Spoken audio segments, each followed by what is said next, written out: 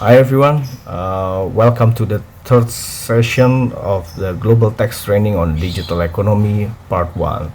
I'm very pleased to be here and sharing my knowledge in this international webinar.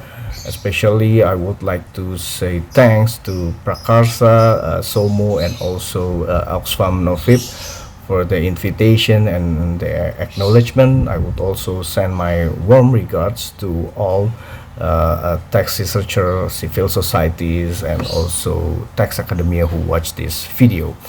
My name is Bawono Kristiaji. You can call me Aji. I'm from Indonesia. Currently, I'm working as a partner of tax research and training services at DDTC Indonesia. DDTC itself is research and knowledge-based tax firm. We have several business units. Sample is DDTC Consulting, DDTC News Portal, DDTC Academy, and also DDTC Fiscal Research. When we discussing or when we talk about the tax policy making process in Indonesia, we are closely engaged with the government of Indonesia and also other tax stakeholders in the field. Well, in today's agenda, I will share my presentation about the sharing the pie. Sharing the pie itself is how we can create equal distribution of the taxing rights and the tax revenue across the countries regarding the digital taxation from the digital economy.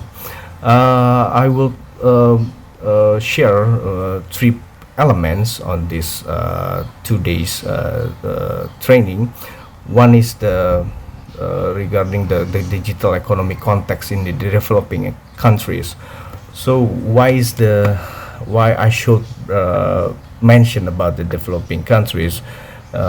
Because when we talk about the developing digital economy and in developing countries, digital economy itself creates creates better opportunity for the economic itself, and on the other hand, the developing countries still facing the problem of how they can financing their development based on their tax revenue.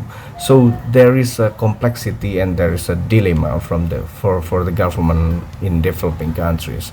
And the second one I will explain regarding the BEPS and digital economy. So this is probably the most popular topics in these days, especially when we talk about the international tax avoidance related to the digital business. So I will explain about this problem and how each countries and the global can have a solution on this matter. And lastly, I will share regarding an overview about the research on digital economy taxation. I will explain or I will share my brief experience doing research on taxation, as well as suggest several topics on digital taxation that might interest to you. On my first slide, I will start with the very basic question. What is the role and also the contribution of the digital business to the economy in the developing countries? So as I already mentioned to you before, that sometimes the government in developing countries face a dilemma, how to treat this digital business, especially in the context of the tax system. Because on one hand, the presence of the digital business can create a positive impact to the economy, of course, because they can create like the direct interactions between the society and the market, give a more equal opportunity at a low cost to the people in the society to have a better job, better income, and also better access financial to the market and also the financial market, also to the politics, of course. But on the other hand, the government in developing countries also seen that digital business is like the can be a source of tax revenue to financing their development, because well, we all already know that the government in developing countries usually have a low tax ratio. They have a limited source of tax revenue, and of course that the presence of digital business is like an opportunity to them to taxing more. So there is a justification to tax this kind of digital business. So that is the interaction between the state or the perspective of state. So they want to maximize the welfare and the welfare of the society. So in this way, they have to collaborate with digital business. On the other hand, the state will give the profit received by the digital business also creates justifications to tax more and fairly by the government. But in this kind of interaction, I believe that the society plays important role how to balancing this kind of dilemma. So in the end, if we look back to the question how they contribute to the digital economy, the contribution of the digital economy to the government. So it is no doubt that there is a positive contribution to the economy, to the access to the market, and also the equal distribution. But on the other hand, there is a big a question mark regarding their contribution to the tax revenue. Okay, now the question is how the government in developing countries is taxing the digital economy. Well, most of the times, the government in developing countries jump into conclusion that there should be like a special tax treatment to anything that related to the digital economy. But I believe that there is also a variation of solutions, because digital economy itself have a different kind of the business models. So let me explain to you briefly about the typical or example of the business model in digital economy.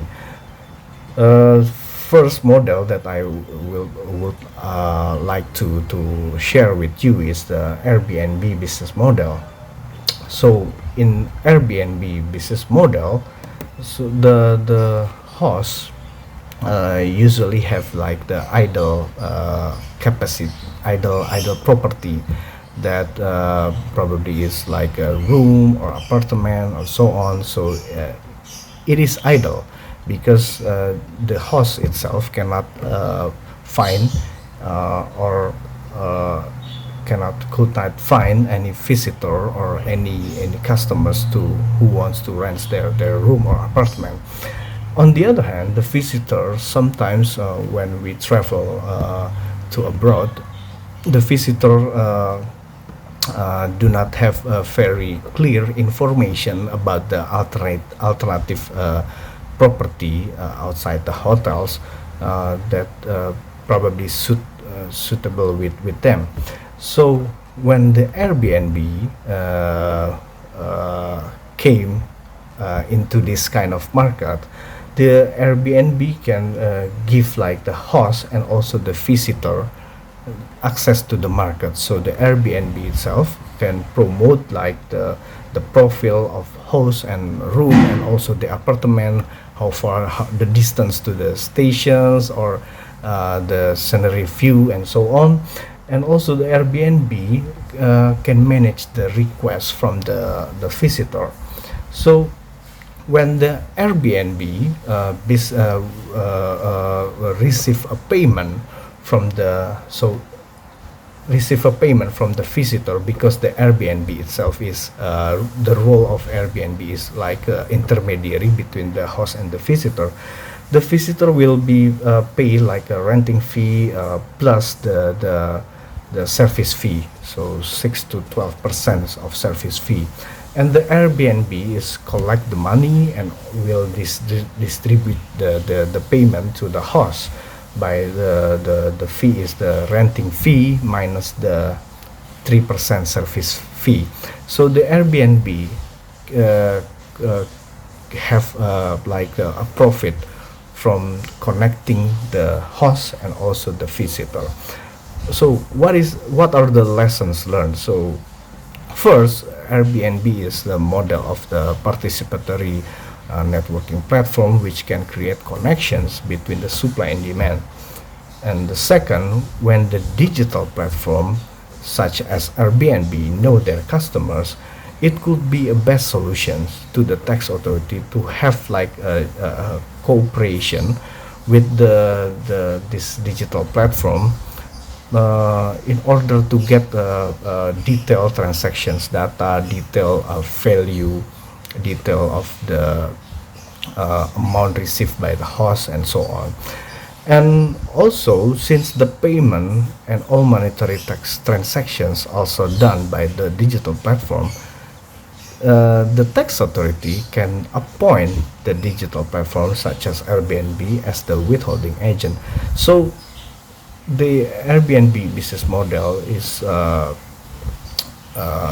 like the first example that I want to give it to you. My second examples of the business model in digital economy is the Amazon case. So Amazon is like international e-commerce platform. So Amazon's like the digital market and connecting the buyers and sellers, the customers, the business between the jurisdictions. So, and also Amazon can sell tangible goods, services, and also the intangible goods, so you name it. So the lessons learned from the Amazon case, well, when we see the Amazon business model, it illustrates the difficulties to collect taxes, particularly when we talk about the VAT for digital goods and also services across jurisdictions. So I would like to engage you on the VAT issues in this Amazon model. And the second one, when such problems are occurred, that when the tax authority could not have difficulties to collect VAT with this kind of business model, we knew that the OECD via the international VAT and GST guidelines already recommend the destination principle. So destination principle is basically give like taxing rights to the jurisdiction where the goods and services are rendered or consumed or utilized in their jurisdictions. So, but in the end, but the implementation of the so-called destination principle is not a very easy task, because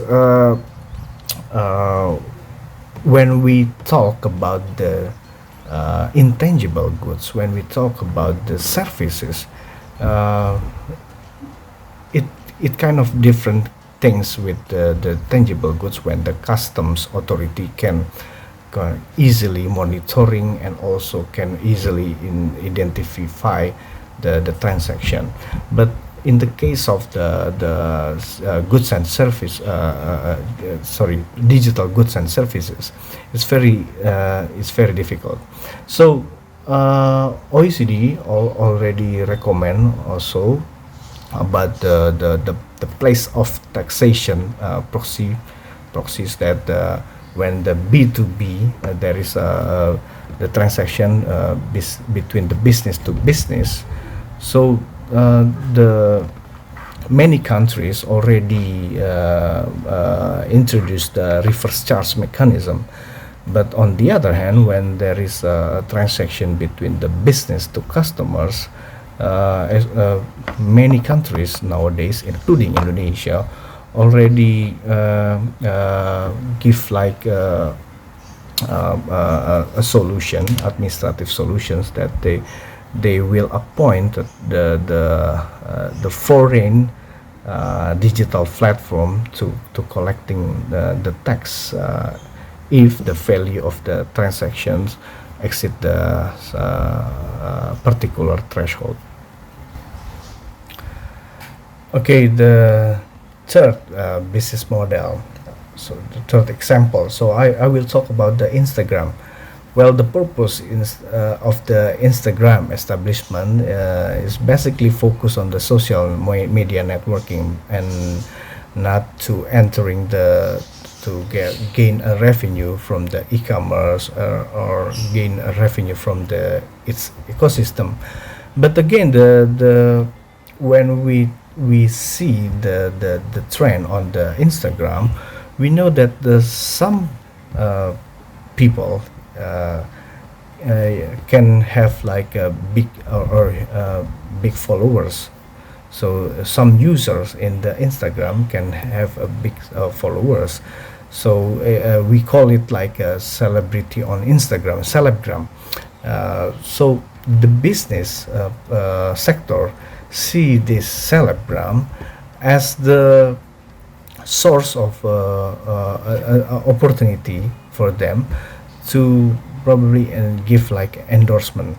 So the celebgram will have like a contract with the business sector to influence their followers to use the business sector products and services and so on.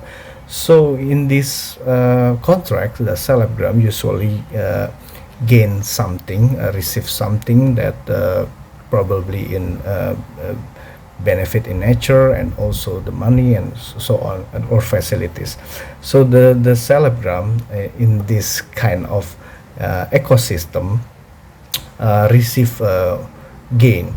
And also the second one is when we talk about the users in Instagram, usually they also use Instagram as a media to promote their products, to promote their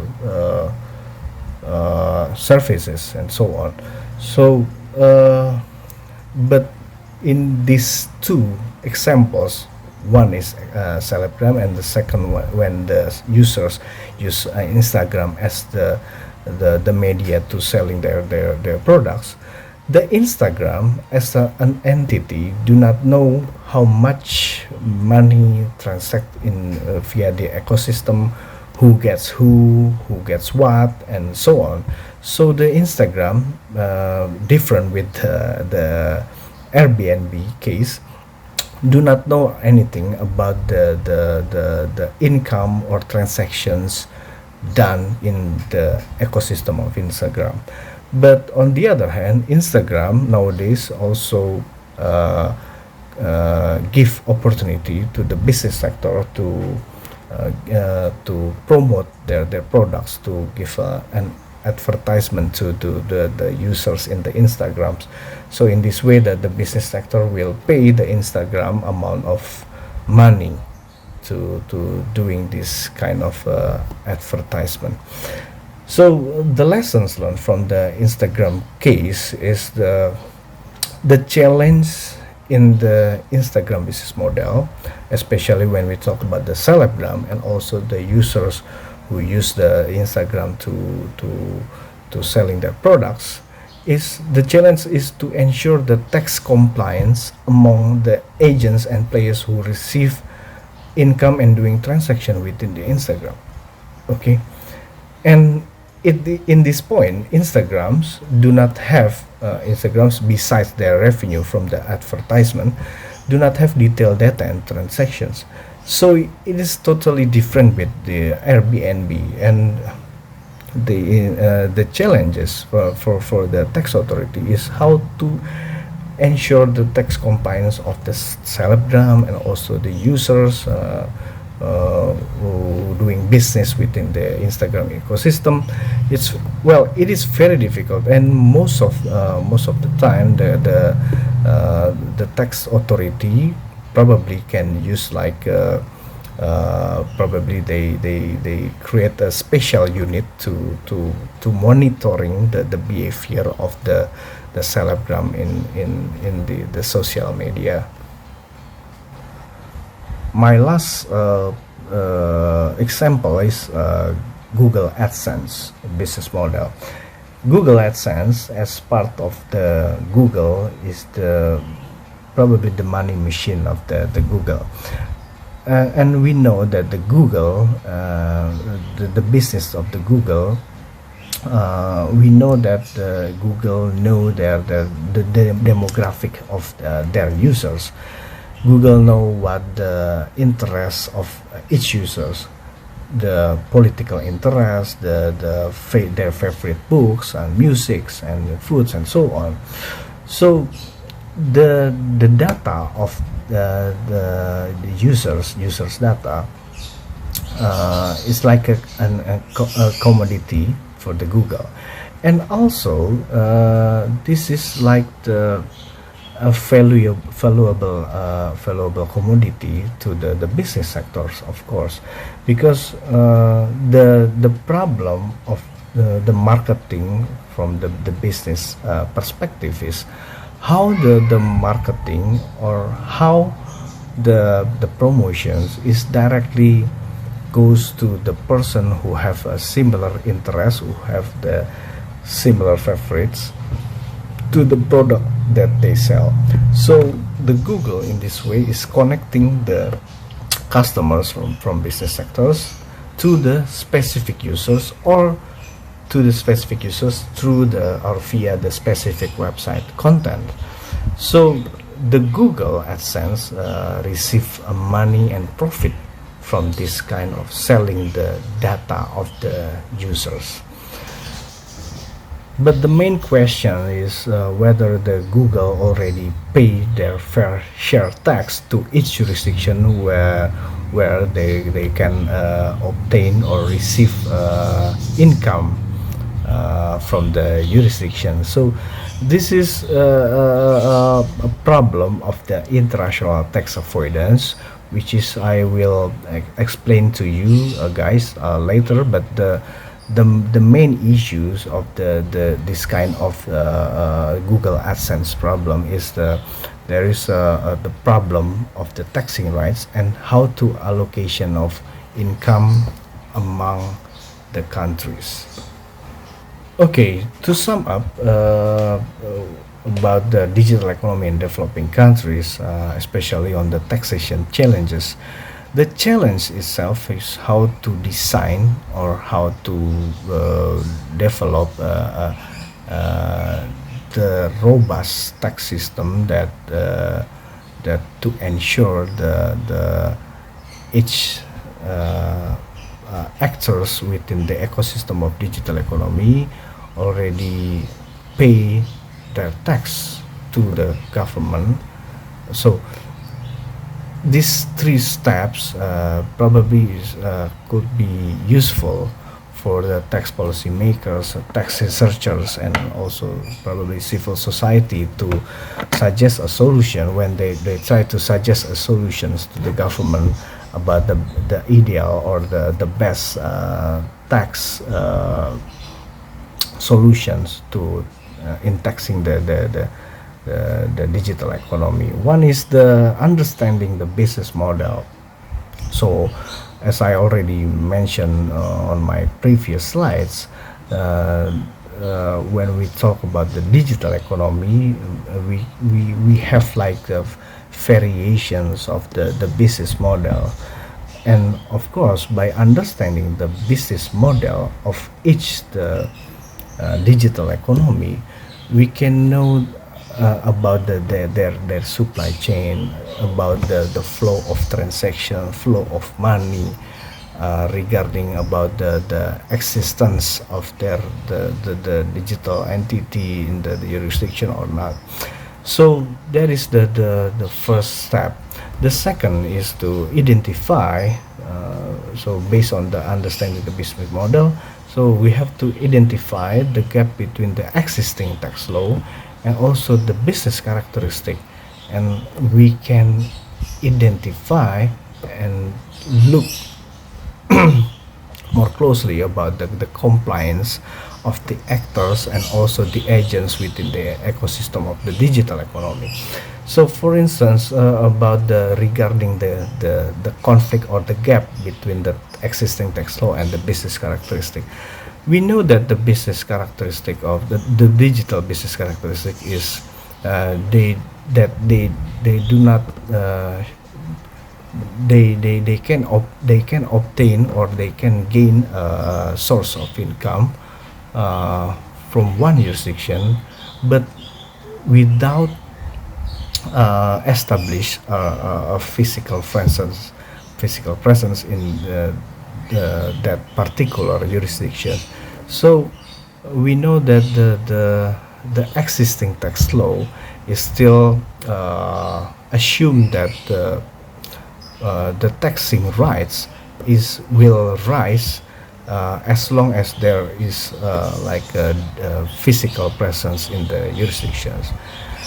And that is the second one. So identifying the gap between the tax law or the business characteristic. But again, by I mean the identifying the existing tax law and the business characteristic can be very useful in order to choose the solutions. Do we have like a specific tax measures? Do we have like a specific tax policy to several kinds of digital business, or it's just like the administrative breakthrough? So when we talk about the probably in the Amazon case, the breakthrough is from the administration's aspect, when we can say about the reverse charge mechanism, or to appoint the foreigner digital platforms as a VAT withholder and so on.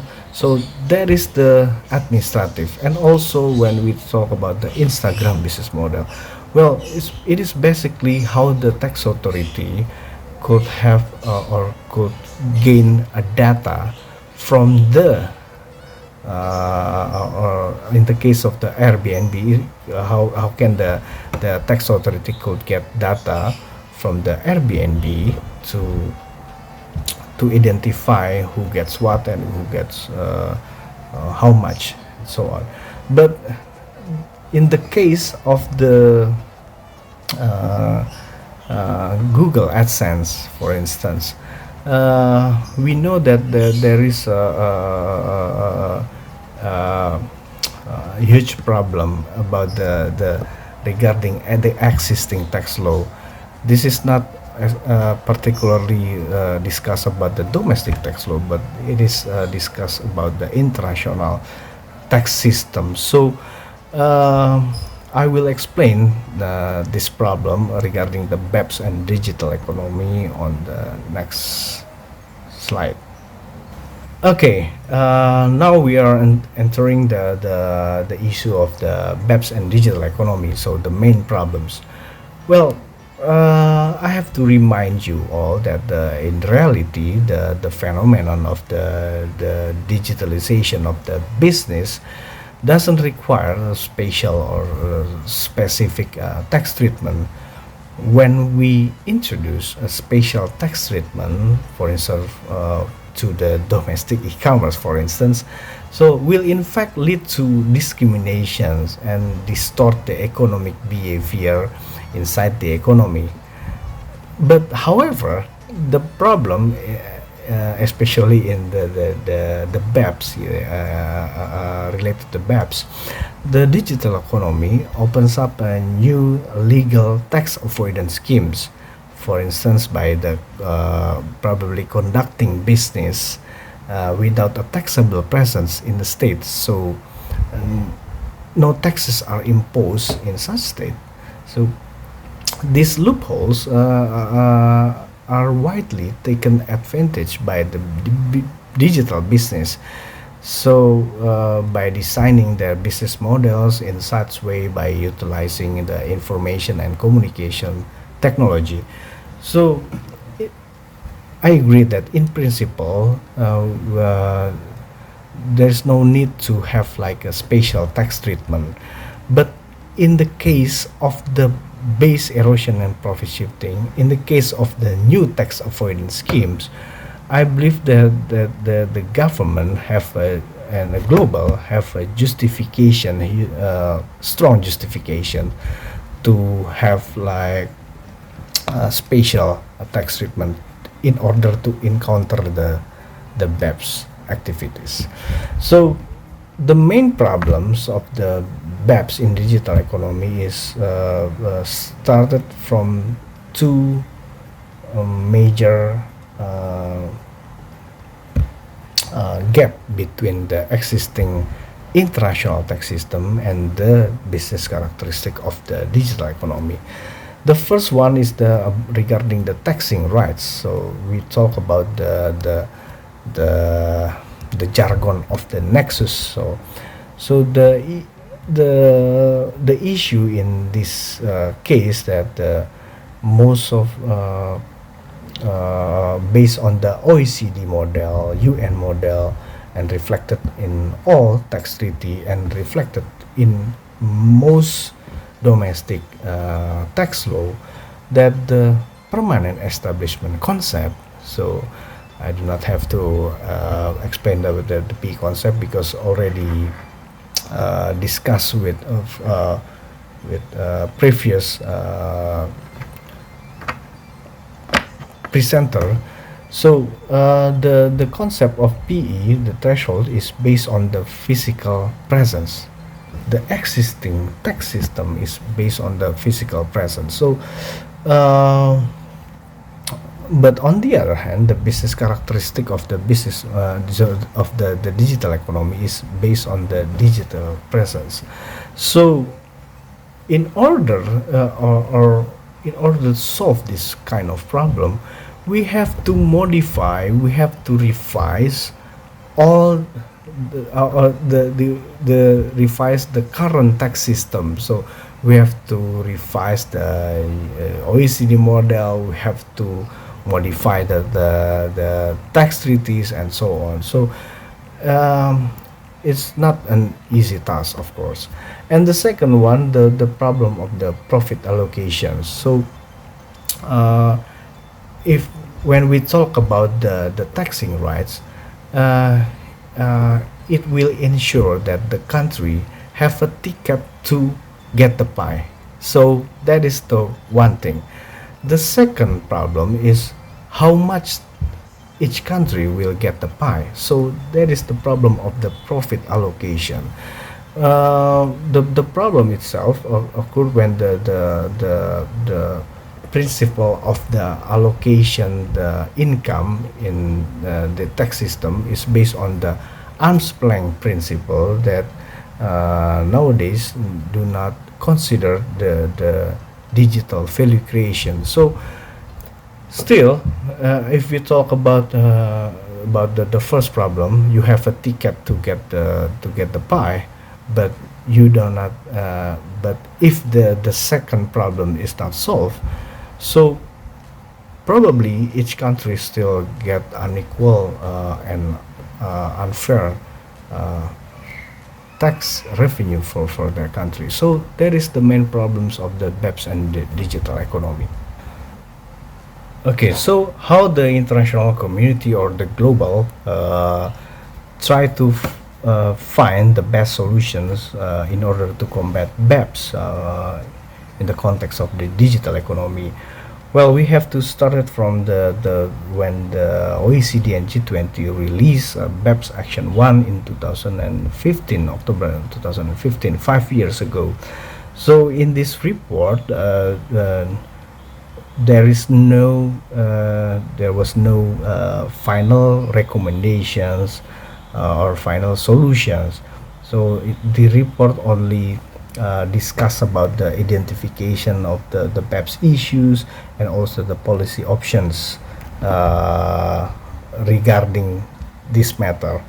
And also in 2018, OECD Task Force on Digital Economy also has released interim report. Again, the interim report did not mention anything about the final solutions, but this report is like a stepping stones in order to find a more or narrow discussion, narrow options towards the global consensus.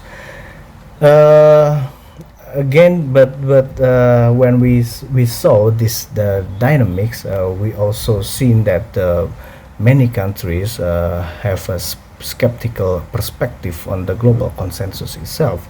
So therefore, many countries release like unilateral actions on their domestic tax law on how taxing this digital business fairly, at least on their perspective. So we saw that the UK has released diverted profit tax in 2015, India with acquisition levy, 2016, US released like a base erosion and anti-tax abuse in 2017 via the Tax Cuts and Jobs Act. Also, we saw that the France released passed the digital services tax in 2019, and but postponed because of the U.S. pressures. So the U.S. pressures itself on the digital economy is reflected by their U.S. trade representative movement, because USTR also investigate and also give a pressure to various countries who had released or at least plan to release the digital services tax, well, including Indonesia. But in this perspective, I would like to say that the tension on the discussion in the global community has shifted from the technical issues when we talk about the PE threshold, we talk about the multilateral tax treaty, multilateral instrument, and also allocation of income, into the political issues. So USTR and US action when they try to postpone the discussion on the global consensus in this year is also signaling that the issue on the digital economy and BEPS has switched from the technical to political tensions. Other than the OECD, we also saw that the international organizations such as UN also made movement, made actions. So they add new articles on their UN model, so Article 12A and Article 12B, to ensure the minimum payment, or also to ensure that the source country get their tax rights. So on my final story timeline, we saw that the last week that the OECD and G20 agreed that the global consensus or final recommendation on the BEPS and digital economy postponed into next year, March next year, 2021. So, what are the implications? I believe that one, it will create uh,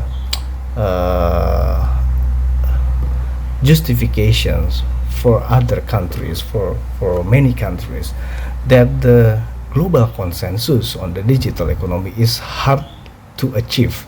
So I believe that this will be bring more and more unilateral actions. The second one, as we can see that the problem of the the many actions took by the uh, organizations or countries outside the OECD. So I'm afraid that we will have like the divergences in the how in taxing the digital economy.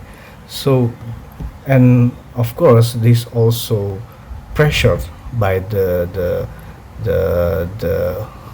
needs for each countries to compensate their tax revenue foregone during the pandemic era. So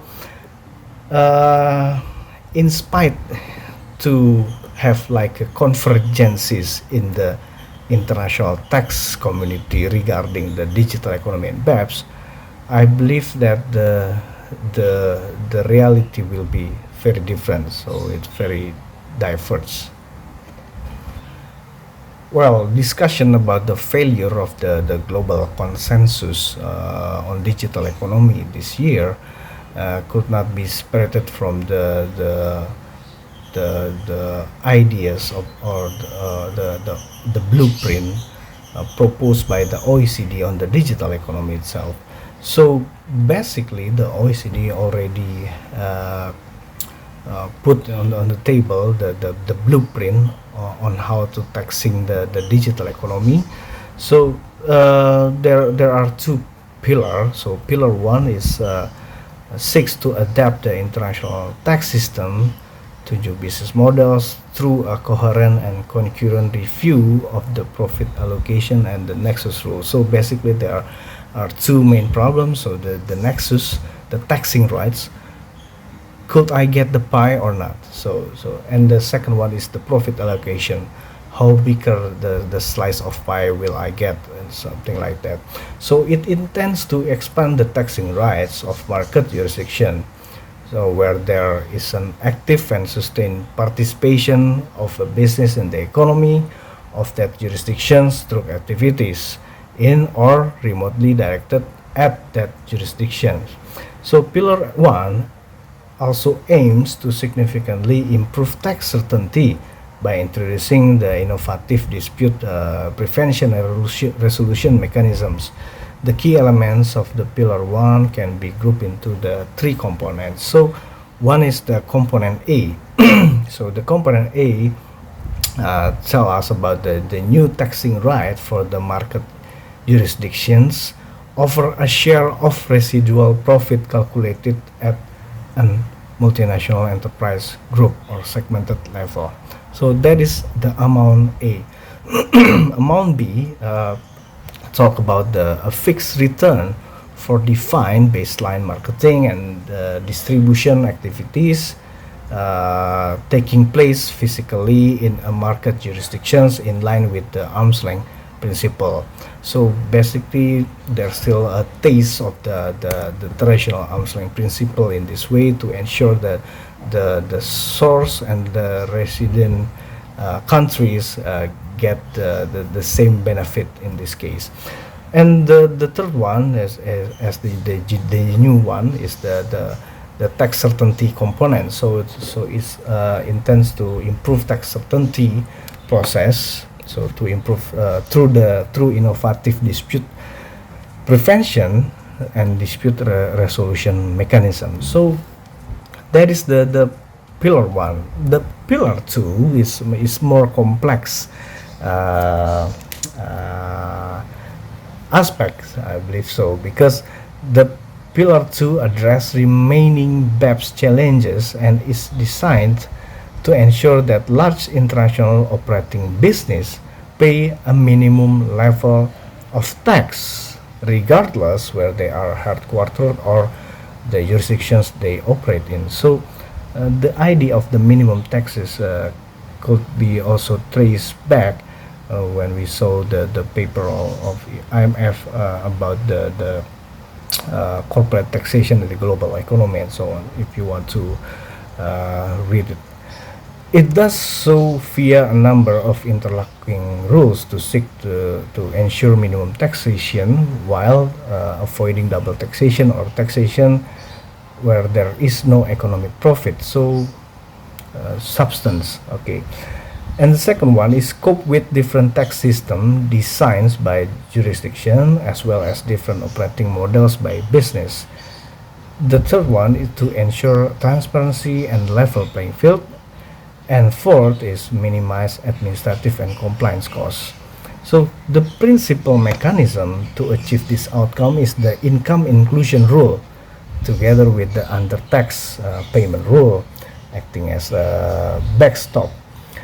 And also it is complemented by the switch over rule, so that removes treaty obstacles from its applications to certain branch structures and applies where an income tax treaty otherwise obligates contracting states to use the exemption method.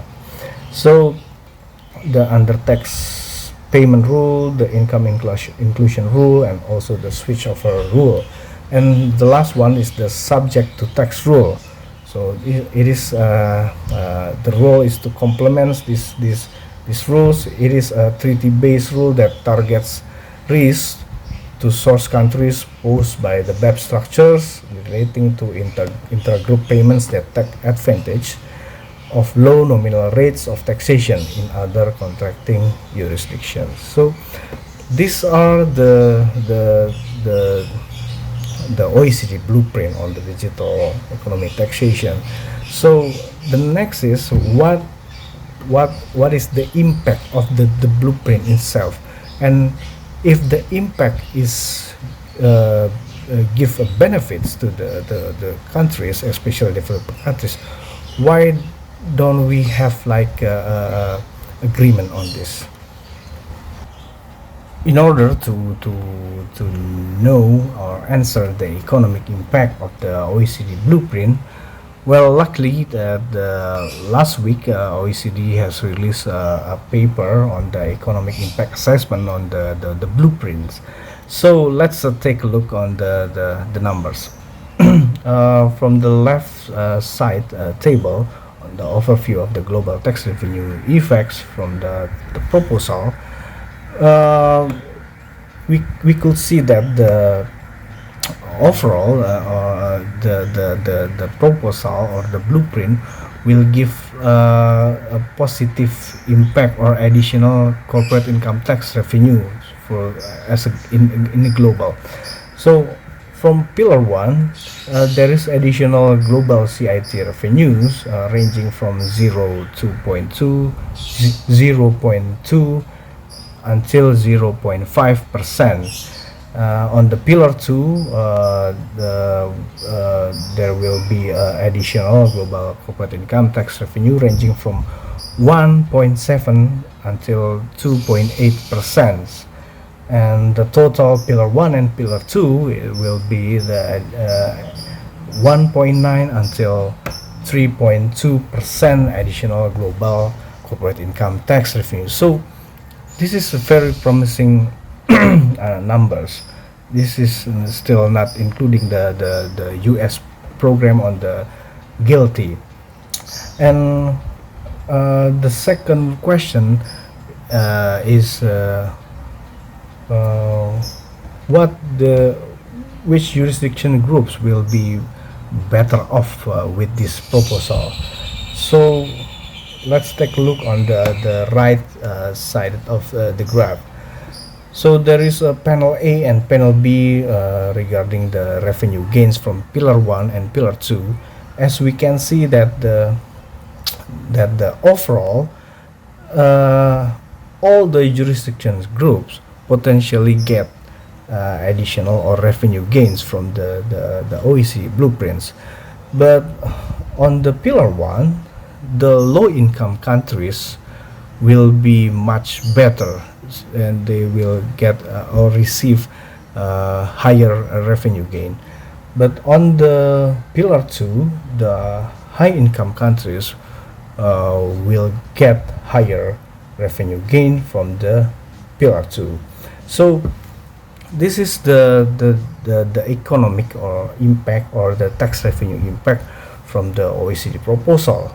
So, and also in this paper, OECD has mentioned that the absence of the consensus-based solution, on the other hand, could lead to a proliferation of unilateral digital services taxes and an increase in damaging tax and trade disputes, which would undermine tax certainty and investment.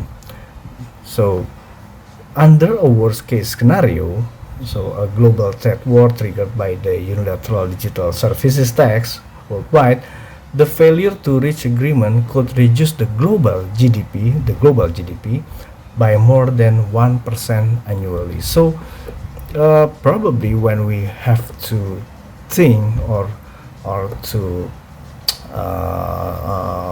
choose the best solutions on taxing the digital economy when the digital consensus is not there, probably we could also rethink the impact of the digital services tax to the global economy. This is the last section of my presentation today. So I will share you about the research on digital economy taxation, but only on overview. But before that, I will share you my experience while doing a research on taxation, either on international taxation, national or subnational. There are three things that I would like to share. One is the research should start with the statement of the problem. So you have to find and define the statement of the problem at first to ensure that the quality of your paper, the focus and the narrative in your research is very direct, and do not talk about the unnecessary things and so on. So, and also you can focus on to answer this particular problem. The second one is you have to have clear and feasible research methodology. So it doesn't matter if you choose to have like a quantitative analysis or qualitative analysis, but my point is you should understand that your research methodology is a tool to answer your statement of the problem. So as long as your research methodology, either qualitative, quantitative, or just a statistical descriptive, is able to answer the statement of the problem, so go ahead. And also the multidiscipline team are also the best ingredients in doing research on taxation, because we know that the taxation is the multidisciplinary aspect. So taxation could be understand from the public finance literature, political philosophy, sociology, and so on, and so also the law. So when you have a team with the multidisciplinary background, we can all give a contribution that to build a strong and robust arguments in the paper. And the third one is the robust analysis is important, but again, highlighting the findings and focus on the readability are more important, because most of the time researchers only focus on their satisfaction or to show the quality of them. But again, when we're doing a research that mostly wants to influence the society, we have to understand the level and the literacy of the society itself. So for instance, in many developing countries, the tax society is not very well developed until now, and therefore we have to show them or give them a strong message and also understandable message for them. So again, the readability is important. So that is my experience while doing research on taxation. But how the topics on the digital economic taxation that might interest it to you, I would like to share 5 cluster research topics on digital economic taxation. On the cluster 1 is about the micro perspective on the digital business. So we can elaborate the case law, we can comparing effective tax rate on probably on the specific multinational enterprises and so on. Also we can explore the business model and tax challenge, and also the tax planning schemes done by them. On the research topic 2 about the international tax issues, probably this is more sophisticated issues, but I believe that these are the topics will be attract many scholars in the future. The role of CFC to support the Pillar 2, because when we see that the Pillar 2 that consists of income inclusion rule, it has to be supported by the control foreign company rule. So we can elaborate this more deeply. Exchange of information, and also the multilateral instrument and effectiveness of the global consensus. And the last one, the international tax dispute and dispute resolutions after the consensus will be held, hopefully. Yeah. And research topic number 3, this is about the alternative proposal. So it is beyond the OECD blueprint. First of all, the formulary apportionment and the future of the arm's length principle. So do we move towards the formulary apportionment these days, or do we still need the arm's length principle in the future, and so on? UN Model Article 12B. Okay, right now the UN committee is still going on discussion to finalize the article, and also digital services tax as optimal or suboptimal solution, and also destination-based cash flow tax. These topics probably will attract more attention from the tax scholars. Research topic number 4, regulatory impact analysis. This is basically more quantitative aspect of the tax system. So it consists of the corporate behavior response to digital economic taxation. Probably you can doing the quantitative research based on the database, Amadeus or Orbis or something like that. And also size of potential revenue foregone in the static or dynamic analysis. The size of the potential revenue foregone mainly receive attention lots of from media in the developing countries, so you can go further with it. And also the comparative study on impact between the proposal. So when we can comparing between the UN Model Article 12B, and also the OECD blueprint, the impact of each of this proposal to the tax revenue. And lastly, the research topic number 5, the political economy. This is one is the state approach to the domestic player, how they treat the domestic taxpayers doing business in the digital economy, national actors in shaping agenda on digital economic taxation. So we will look on the interaction between the actors, also the interaction between states, so between the countries, and the tax sovereignty issues.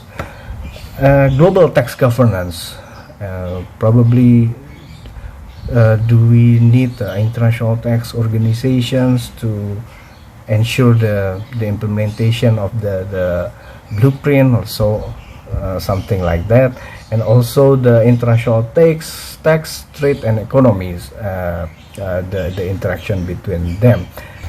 Well, this brings me to the end of my presentations. To summarize my points, there are 3 points that I already shared to you. One is the digital economic context in the developing countries. The second is the BEPS and digital economy and how we can share the pie. And the third is about the research on digital economy taxations. Well, thank you so much for your interest and attention. So, bye.